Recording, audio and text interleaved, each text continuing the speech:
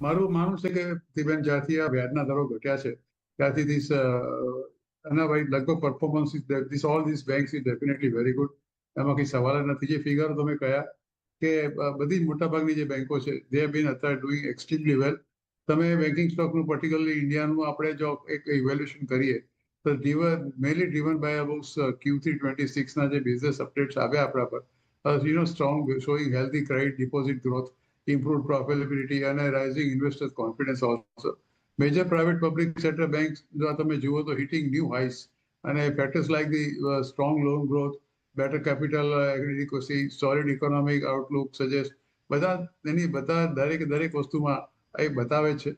અને તમે જે અત્યારે ફિગર જે તમે અત્યારે વાત કરી જે સવારે જોયા પીએનબી બેંકના પણ જોયા, જમ્મુ એન્ડ કાશ્મીર બેંકના પણ જોયા, પછી તમે પેલા યુ સ્મોલ ફાઇનાન્સ બેંકની પણ આપણે વાત કરી. ઘણી બધી છે. એમાં મારું માનવું છે કે પીએનબી જેવી છે, bank of Baroda for that reason, એના જે આંકડા આવે લોન ડિપોઝિટના આંકડા, એ પણ લોન ગ્રોથના અને ડિપોઝિટના આંકડા આવે, they are all very very positive. એટલે મારું તો પર્સનલ જો ઓફકોર્સ તમે મને કહો કે which one should I choose out of this, I think I would definitely first go for the public sector banks. અને એમાં the first choice will be definitely state bank of India and second will be bank of Baroda. અને જો મારે second જો private બેંકમાં જવું હોય તો I think I will first put my choice for the Kotak Mahindra bank, first choice, અને second I will put my choice on the Axis bank.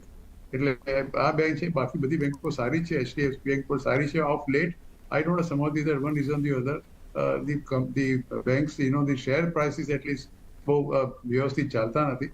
એટલે મારું માનવું છે કે આ બેંક તો definitely they will do much better.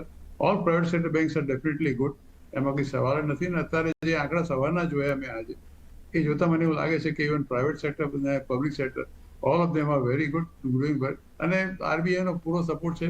આપ જાણો છો કે ઓપન માર્કેટ ઓપરેશનમાં આજે પણ કદાચ 50,000 કરોડ જેટલા એ લોકો નાખવાના છે સિસ્ટમમાં, અને ટોલે 2 લાખ કરોડ નાખવાના છે કુલ્લે. તો લિક્વિડિટીનો કોઈ પ્રોબ્લેમ રહેવાનો નથી. So when there is no liquidity problem, rates of interest are low, I am sure everybody is tempted to take the loan at a low rate of interest. Absolutely.